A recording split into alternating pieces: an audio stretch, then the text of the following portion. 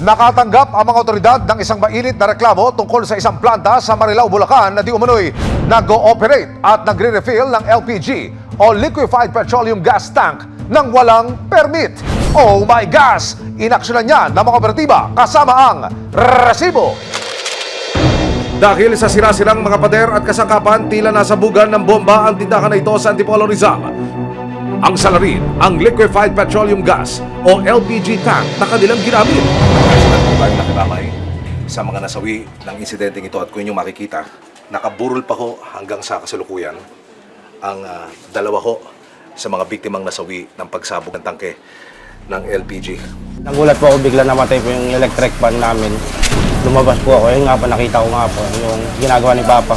Parang pinipigilan niya po yung leak. Tinatakpan niya ng basahan. Ay yung tangke po na yun, kahit tanggalin yung regulator po, hindi, nag-leak pa rin, tuloy-tuloy pa rin po yung singaw po.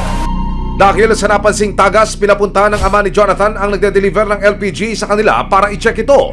Pero nang buksan ang kalan, sumabog ang tangke ng LPG.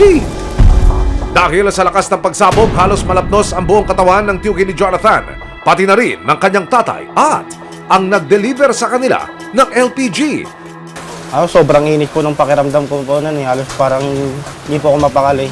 Naitakbo pa sa ospital ang mga biktima pero makalipas ang isang linggo, isa-isang binawian ng buhay ang kanyang ama, tiyuhin at ang taga-deliver ng LPG. Dito ho nangyari yung mismong insidente. Mula ho rito sa kanilang parang sala, bababa ho tayo. Narito po yung gas stove, yung burner na binabanggit sa atin ng kaanak ng mga biktima na sinindihan at siyang naging sinasabing ugat ng pagsabog. Ayon sa LPG Marketers Association o LPGMA, ang ganitong mga pangyayari mismo ang kanilang ikinababahala at iniiwasan.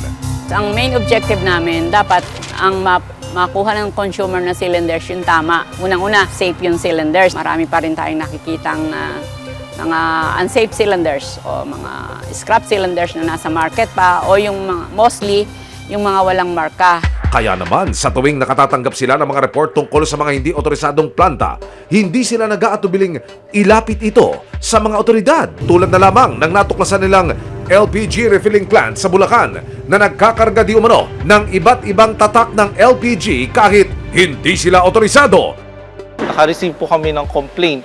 Meron daw certain refilling plant na nagre-refill ng other brand na hindi naman sila authorized, which is illegal po. Nag-conduct ng series of test buy ang CIDG Bulacan. Nagkakarga di umano ang isang planta sa Bulacan ng iba't ibang brand ng LPG kahit hindi otorisado. For example, brand A ako, brand A lang yung dapat kong refillan, wala nang iba. July 10, nakumpirma ng CIDG Bulacan ang impormasyon sa pamamagitan ng isang test buy. July 30, sa bisa ng ibinabang search warrant, kasama ang resibo, tinungubuli ng mga otoridad at LPGMA ang planta. Pagpasok sa loob, huli sa akto ang pagre-refill ng ilang tauhan ng planta sa samut-saring brand ng LPG. Pero ang may-ari, todo tanggi. Ngayon wala po kaming kinakarga. Wala pa po sa amin. Dumating po rito hindi ko naman po alam na yan, nandun po ako. Yung pong tao ko, bago lang po yan. Hindi. Dapat sinabihan niyo po ang mga tao niyo po. Hindi nga po talaga. Sinasabi po sa kanila. Ganito po, nandito na po tayo. Wala po kami Implement na namin pa. Pakireceive mo na po. Sa korte niyo na po sabihin yan. Wala po. Binabawal ko po yan. Napakahigpit po kami sa likas. Pinagbabawal mo tayo, dapat di ka po nagpapasok. At sa paglapit ng mga kawani ng LPGMA, napansin agad nila na luma at phase out na ang karamihan sa mga tangking ito. Reject mo yan. Wala na yan. Kasi kalawang na. Oo, corrugated na yan eh. Delikado makasabog sa bahay yan eh. Pinakadelikado yan, corrugated, gagawin mo ganyan.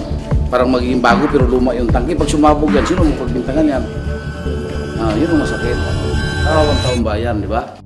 Sa pakikipag-usap ng resibo sa may-ari ng planta, mariin niyang itinatanggi ang mga paratang laban sa kanya.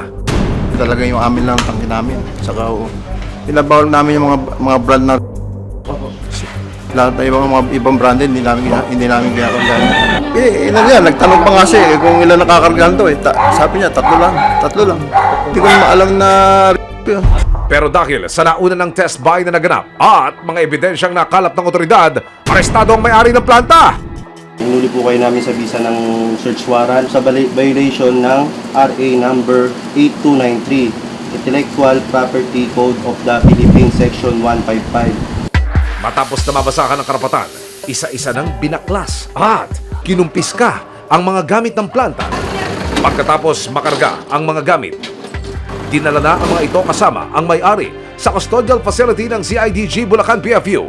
Ayon sa mga otoridad, ilang araw matapos ang operasyon, release for further investigation ang may-ari ng planta at sasailalim sa preliminary investigation ng kaso.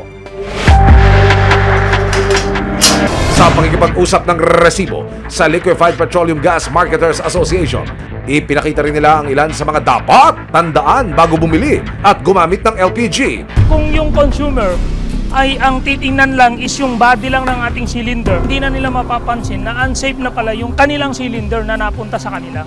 Ito naman pong cylinder na to, kung makikita natin dito, i-base natin sa weld na dapat ay sa gitna lang, pero ito meron pa sa baba at sa ibabaw, and then meron sa baba, and then meron sa gitna.